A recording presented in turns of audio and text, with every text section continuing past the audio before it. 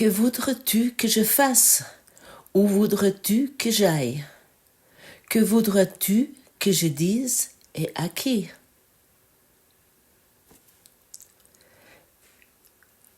Je reviens encore une fois sur la leçon d'hier parce qu'il y a eu pas mal de réactions, comme il y a apparemment eu des difficultés par certaines personnes avec cette leçon hier. J'aimerais juste dire, je fais ça tout simplement pour être en relation avec la voix de Dieu. Et j'agis depuis là. Que voudrais-tu que je fasse? Par exemple, je suis dans ma cuisine en train de faire ma vaisselle. Ah, c'est ça que tu veux que je fasse? Où voudrais-tu que j'aille? Ah, apparemment, tu voudrais que je sois dans la cuisine et je fais cette vaisselle. Et que voudrais-tu que je dise et à qui?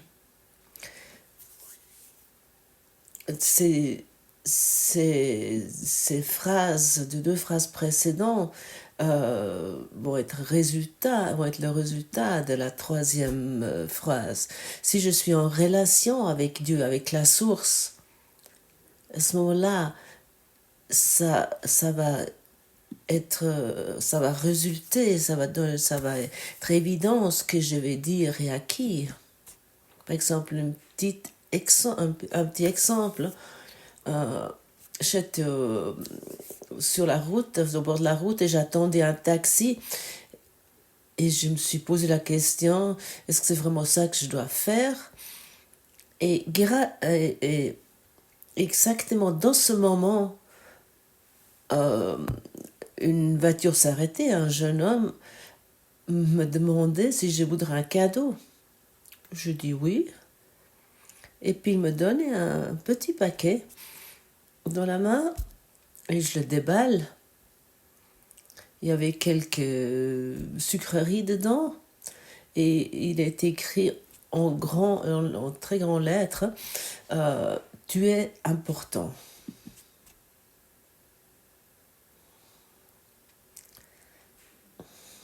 Et ça m'a vraiment touchée, car Dieu est partout où je suis, il est partout où je suis, et je ne peux jamais être à la fausse place.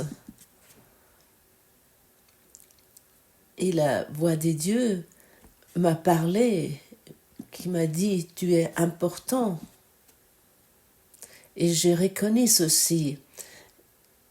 Et j'ai pu l'expérimenter sur un niveau beaucoup plus profond. Et d'être en communication avec la voix intérieure.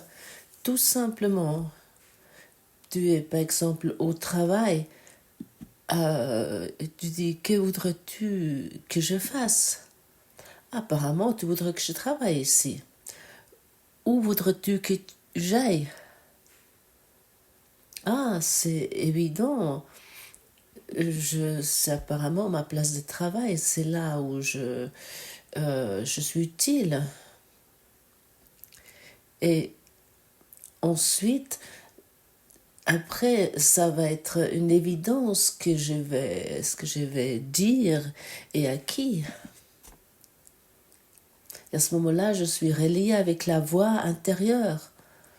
Et ainsi, tu peux utiliser ce monde pour pratiquer cette leçon 71 d'une façon merveilleuse. Et de la comprendre, d'être avec cette leçon. Et à ce moment-là, nous allons pouvoir constater avec facilité que avoir des rancœurs est une attaque contre le plan de Dieu pour le salut.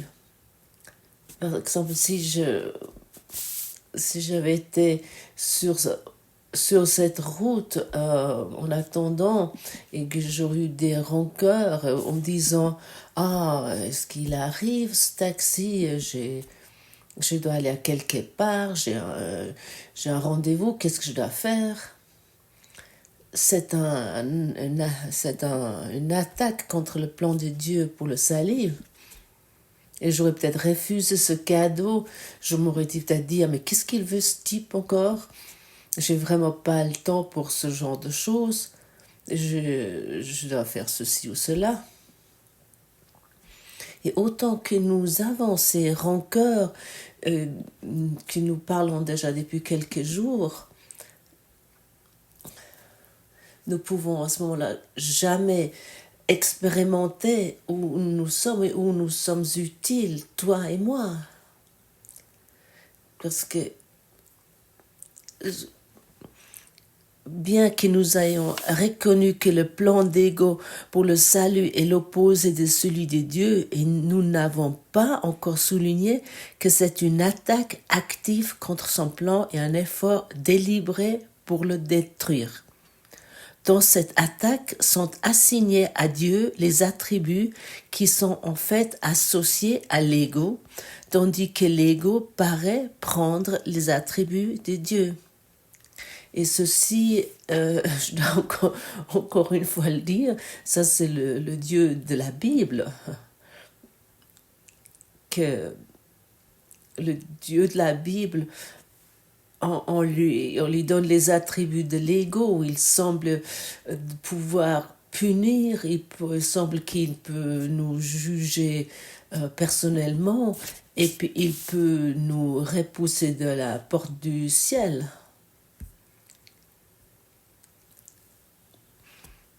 Et l'ego peut uniquement se voir comme il est lui-même. Et si nous nous laissons enseigner de l'ego, nous allons trouver partout des preuves. Là, je pense aussi à une chose. Ma fille, elle a déménagé il y a quelques mois à 600 kilomètres de ma ville. Elle a déménagé à Hambourg. Au début, ça m'a vraiment fait oups. Alors, je me suis dit, il n'y a pas longtemps, je l'ai encore longé, et comment ça a pu arriver? J'étais un peu irritée. Et j'ai commencé à donner à la lumière. Je ne voulais plus utiliser la voix de l'ego. Je pense, tu sais tout ce qu'on peut s'imaginer, ce qui pourrait arriver. Oh, et ça, et si. Et puis là, je me suis dit, hey, stop, arrête. Si j'enseigne la voix de l'ego, et si j'écoute la voix de l'ego, à ce moment-là, je vais être enseignée de l'ego et je vais trouver partout des preuves que Hambourg, c'est une ville dangereuse et que ce n'est pas du tout bien qu'elle a déménagé aussi loin, qu'elle aurait peut-être encore besoin de ceci et de ça. Dieu merci, je n'écoute plus la voix de l'ego,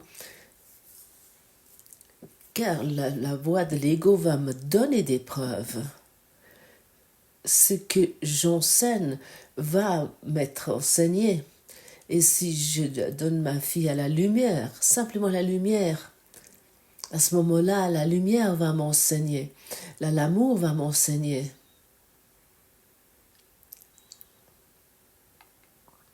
Et à ce moment-là, je suis sur un magnifique voyage dans la lumière avec elle, avec ma fille, où je suis en voyage avec le plan de l'ego qui attaque sans cesse le plan de salut. Et je vais trouver partout des preuves où moi, me faire des soucis ou d'avoir des rancœurs ou de me faire des problèmes ou de juger les choses, que ceci ou cela est pas bon.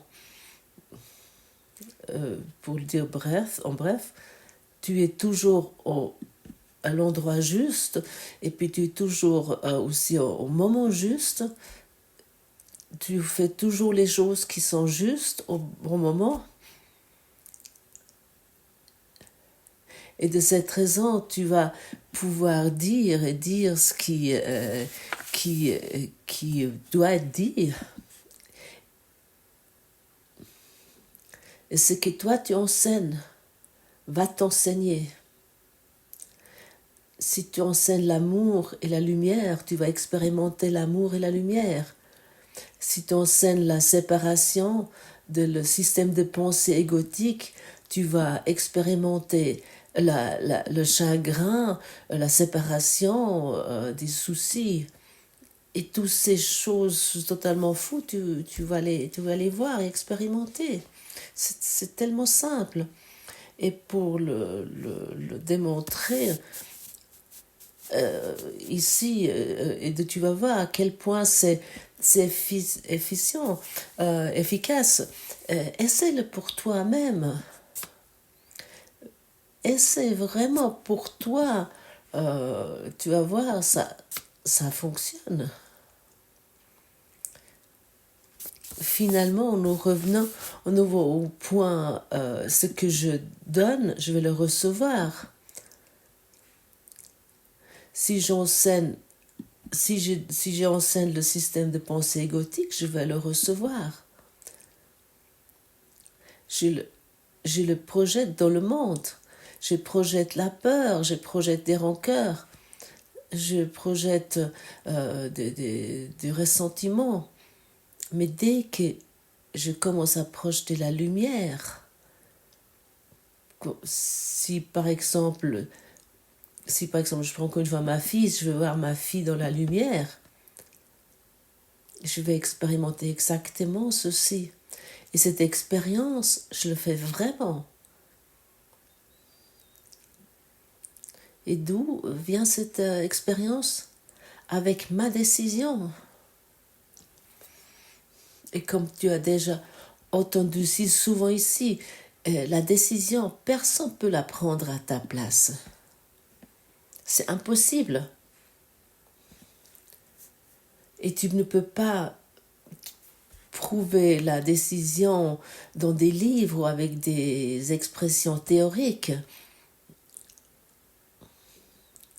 À un moment donné, tu arrives au point où tu refuses les rancœurs, la maladie, et où tu refuses la mort,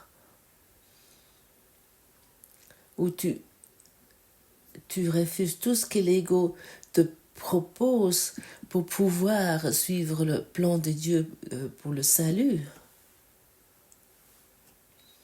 Les deux dernières leçons, et ce que je viens de formuler ici, seront suffisants, mais vraiment suffisants pour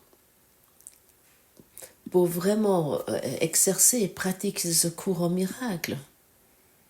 Et le mettre vraiment en pratique pour que nous ne parlons pas que de l'orange, comme je disais hier, mais que nous le goûtons, que nous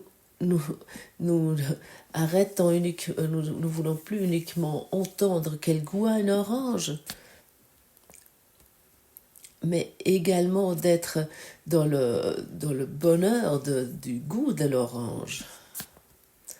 Il n'y a pas un autre mot que de dire la pratique. Le souhait fondamental de l'ego est de remplacer Dieu. De fait, l'ego est l'incarnation physique et de ce souhait, car ce souhait est ce qui semble entourer l'esprit d'un corps, le gardant séparé et seul, incapable d'atteindre d'autres esprits, sauf par l'entremise du corps qui a été faite pour l'emprisonner.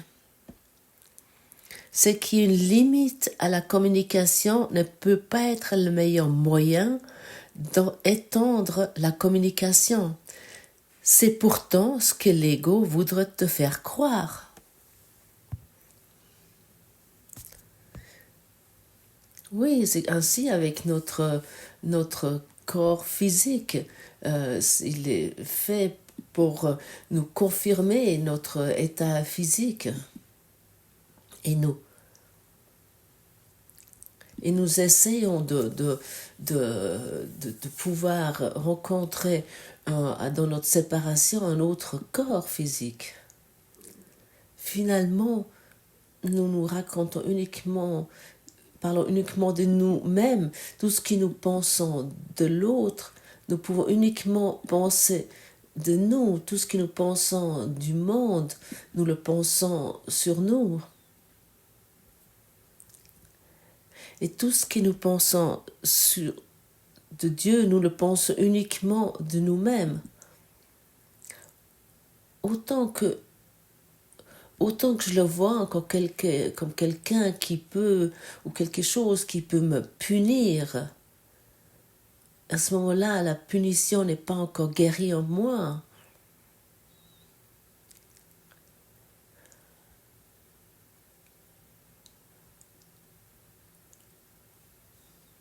Qui a l'air d'être, qui est apparemment active, cette idée de punition avec mon système de pensée égotique. Il y a toujours ce cercle aussi de punition, culpabilité, et ainsi de suite. Suis ce plan de salut et tu vois comment tout peut disparaître dans ton esprit avec légèreté. Souvent, on me demande, on m'écrit « Ah, ça fait si longtemps que je fais ce cours. » Mais je peux uniquement poser la question « Est-ce que tu le ferais véritablement ?» Ça, c'est une question que tu te poses aujourd'hui. Est-ce que je fais ce cours vraiment? Ou est-ce que tu le lis uniquement? Si tu pratiques ce qui vient d'être dit, maintenant, tu fais le cours. À ce moment-là, la question ne se pose pas parce que tes chats sont morts ou ton chien est mort ou quelqu'un d'autre est mort. Ça a plus démontré de la même façon parce que toi, tu regardes depuis l'esprit qui est délivré. Car le salut, c'est la seule chose que tu veux véritablement. Quoi d'autre? Alors ne te raconte plus « Ah, ça fait si longtemps que je fais ce cours et rien s'est passé. » Pose-toi plutôt la question « Est-ce que je fais vraiment ce cours? Est-ce que je veux vraiment lâcher ma souffrance? Est-ce que je veux lâcher mes douleurs? Est-ce que je veux lâcher mes malheurs?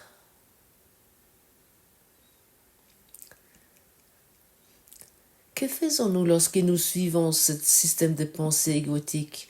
Nous croyons que nous sommes un corps, que nous sommes ici pendant un bref moment et que nous sommes avec d'autres corps. Et que nous croyons encore que ces autres corps se comportent mal envers nous. Ou au moins qu'ils se comportent autrement. Nous avons des rancœurs, nous sommes dans les jugements ou dans les attaques et nous essayons de nous protéger jusque la vie enfin est finie. Ah, à ma fille, je l'ai allongée il n'y a pas longtemps. Et maintenant je suis vieux. Ça va tellement vite. J'ai 60 ans, j'ai 70 ans, j'ai 80 ans. Mais comment j'ai utilisé ce temps?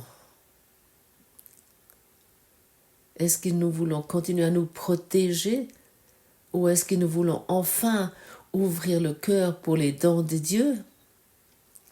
Ou est-ce que voulons-nous voir encore comme isolés et séparés ou voulons-nous enfin reconnaître la vérité où nous sommes? Où nous sommes dans la lumière, dans l'amour de Dieu, entourés d'un esprit qui aimerait que nous soyons heureux, que toi et moi, nous sommes heureux sans limite.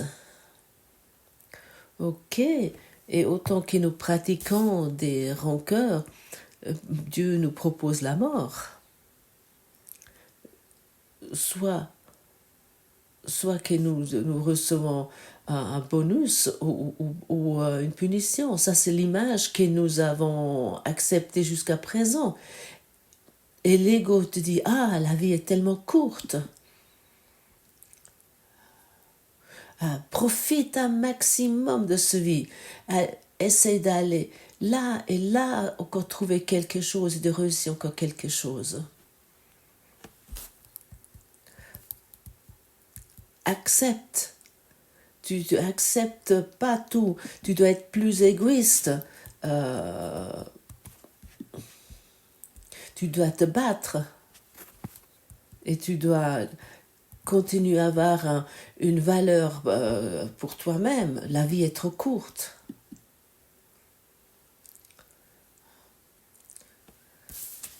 L'ego va pas te dire, il va pas te dire pourquoi cette idée, la vie est courte, est dans ton esprit et comment ça se fait que ça existe. Nous croyons simplement ces choses. Bien sûr, on peut le voir comme même les savants des saints écrits, comme ils utilisent chaque mot et puis l'interprètent.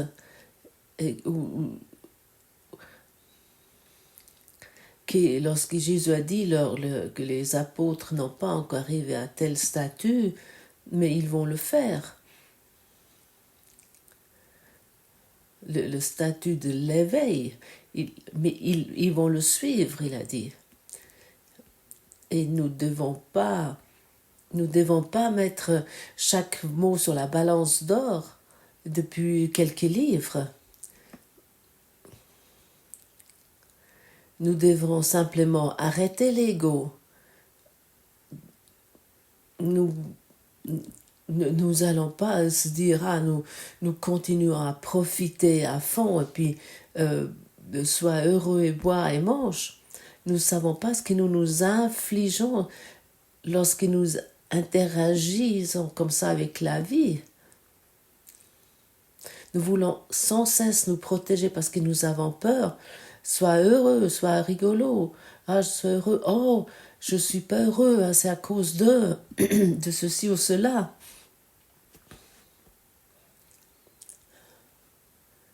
Et celui-là qui a le plus de jouets pour moi, c'était les petites pelles bleues.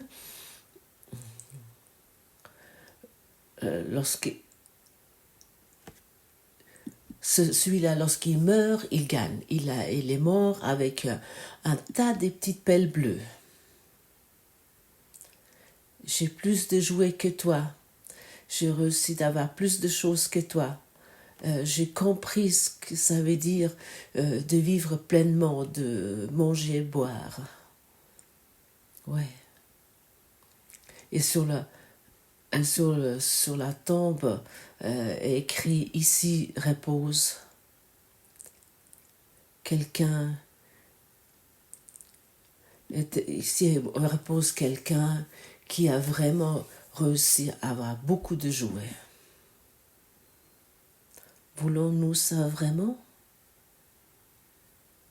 Ou est-ce que ce n'est pas le moment de changer d'esprit?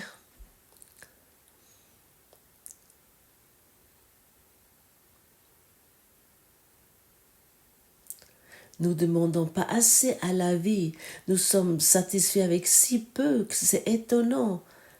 Nous sommes même satisfaits avec la mort. Parce que chacun meurt. Mais même si le message de Jésus était évident, il est la vie éternelle et puis il n'est pas mort pour nous. Il nous a démontré que nous sommes la vie éternelle et il l'a dit clairement, suis-moi.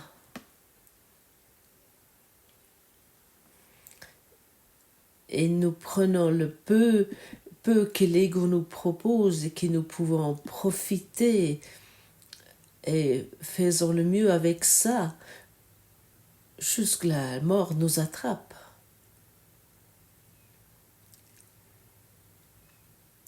Je vais te dire honnêtement, moi j'ai aucun intérêt à tout ça. Ça m'intéresse plus.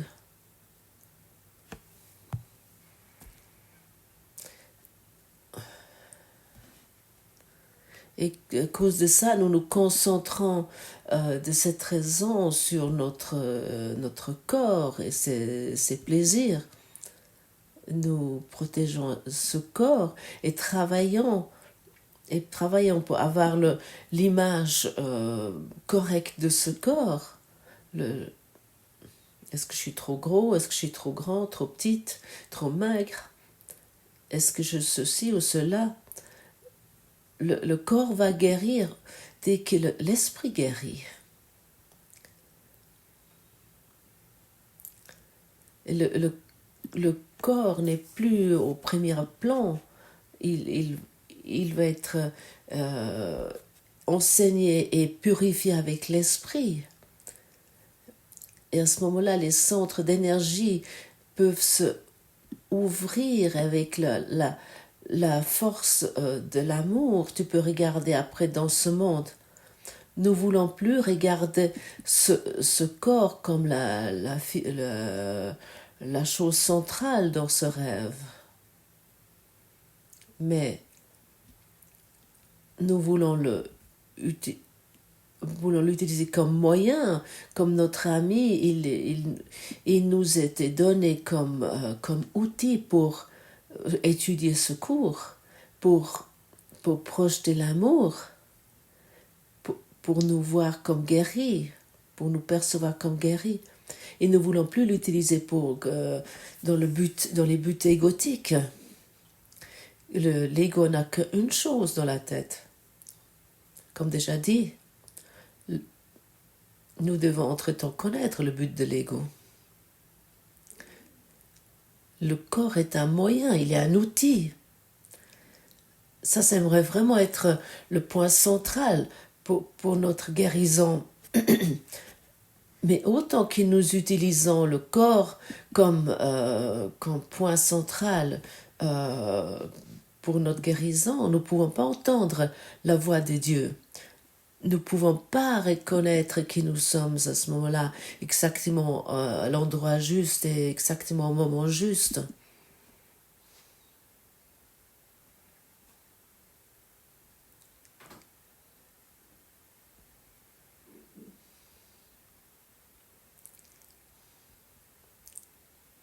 Observe ton corps regarde-le comme lumière et plus comme quelque chose qui te protège. Il te protège de Dieu, ça c'est tout. Regarde toi-même comme la lumière. Regarde ton corps comme lumière et à ce moment-là, tu vas voir les autres corps également unis avec toi dans la lumière. Nous ne voulons plus être autonomes.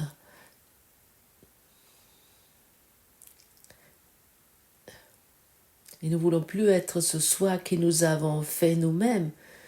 Nous voulons nous expérimenter dans l'unité.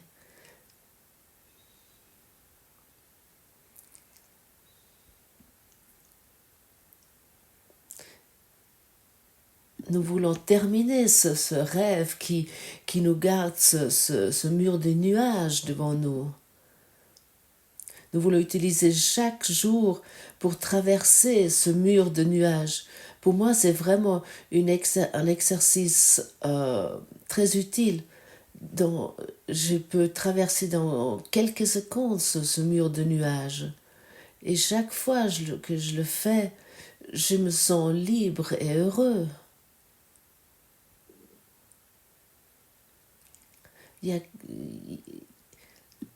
Il te faut uniquement quelques secondes pour traverser ce mur de nuages. Tu n'as pas besoin beaucoup de temps pour ceci. Avec un peu de pratique, dans peu de temps, tu peux le faire.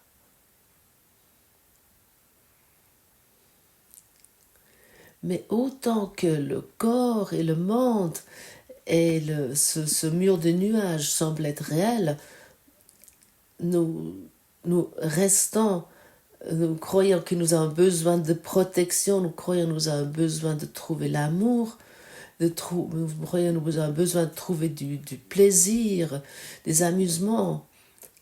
Ah oui, la vie est trop courte. Ah, regarde ce qui arrive avec ceux qui pensent comme ça.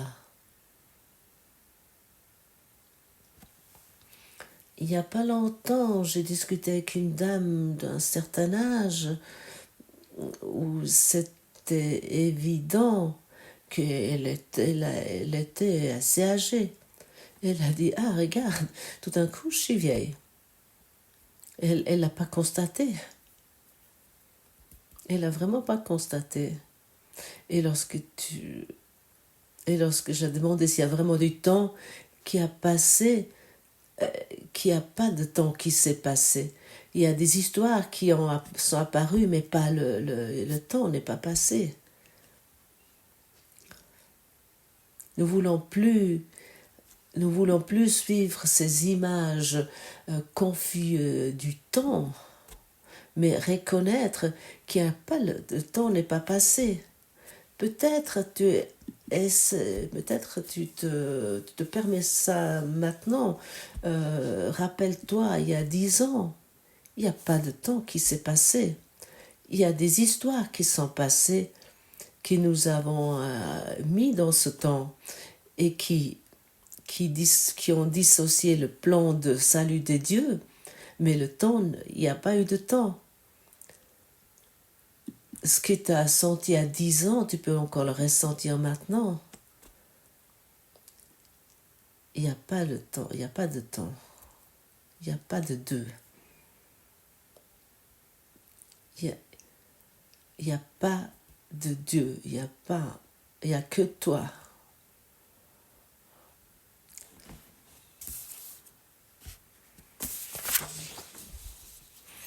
Qu'est-ce que le salut, Père? Je ne le sais pas. Dis-le-moi, afin que je le comprenne. Ça, c'est notre exercice aujourd'hui. Et ça va nous porter aujourd'hui que pour reconnaître qu'en fait d'avoir des rancœurs est une attaque contre l'amour.